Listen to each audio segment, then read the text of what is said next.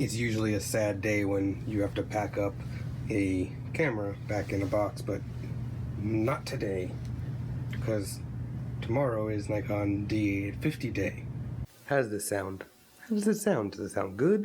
Does it sound bad? Am I well lit? Is it focused on me? Is it focused behind me? I don't know where it's focused, but it's got facial recognition, so it should be pretty good.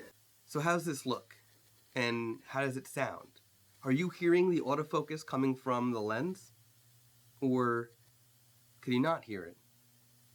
I guess we'll find out in a minute. I used to use the Panasonic GH5 for all of my YouTube videos, and now I'm using the Nikon D850. The Panasonic GH5 was a fantastic video camera. I would not consider it a fantastic still camera.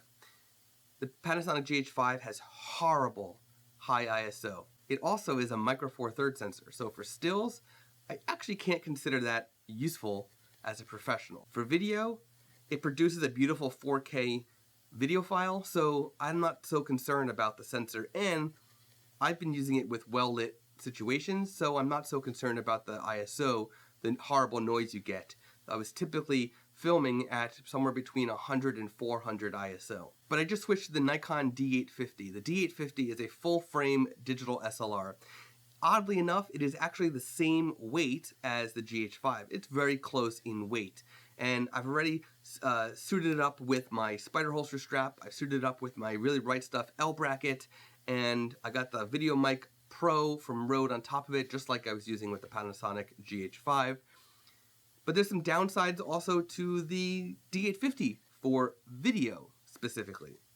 First, it's always going to be autofocusing, and if I have my mic on top of the hot shoe like I do right now, you might actually hear the autofocus right now inside of the video because it's constantly going to stay on my face. If I move a little bit, it'll just always stay on my face. The other downside is, unlike the Panasonic GH5, which has a flip out screen so I can frame myself, the Nikon D850 does not. It does have a tilt screen, which is beautiful, and it is a touchscreen just like the Panasonic, but it is not a tilt-out screen so that I can, or flip-out screen, so I can see myself, frame myself, make sure exposure is good and everything ahead of time.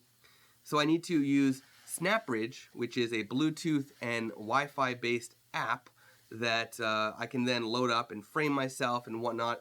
SnapBridge does not currently work with video, it's only stills. So although I can capture a photo through the app, I can't, and focus through the app, I can't actually start a video through it. So that means I can only really use it to frame, and then I need to go back to the camera, hit start, and then come back in place. So there's a little bit of downside, but I'm sure Nikon will have video control through the app.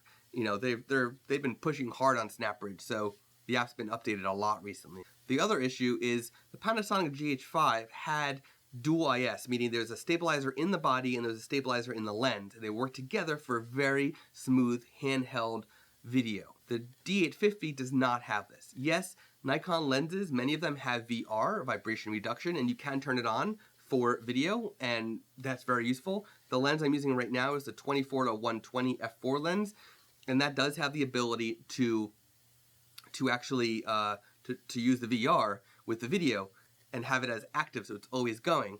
But in the body, there's no stabilizer. There is, however, a digital stabilizer for video, or they call it electronic stabilization. I do have that on, and I'm hoping that doesn't have an effect when it's on a tripod. We're gonna find out.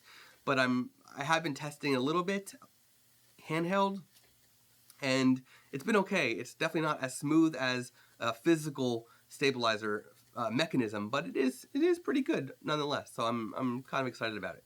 So I am curious. I've now gone through this video and talked a little bit about the switch, and I'm curious if you actually can hear. And I'm going to leave this in.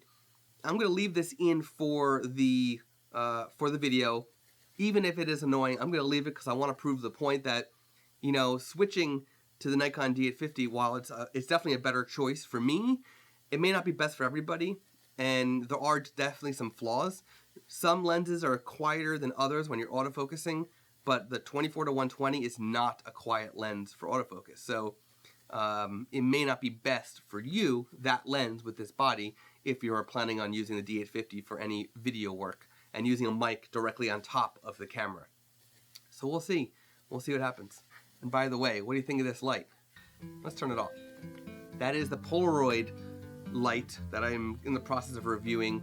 I don't know the model number offhand, but once I actually get the review out, it'll be on my YouTube channel and on Digital Photography School. So be sure to stay tuned for that, because it's an interesting light, and I'm kind of excited about it. I don't know. It also, like many other things, there's some flaws. So you'll see. But for now,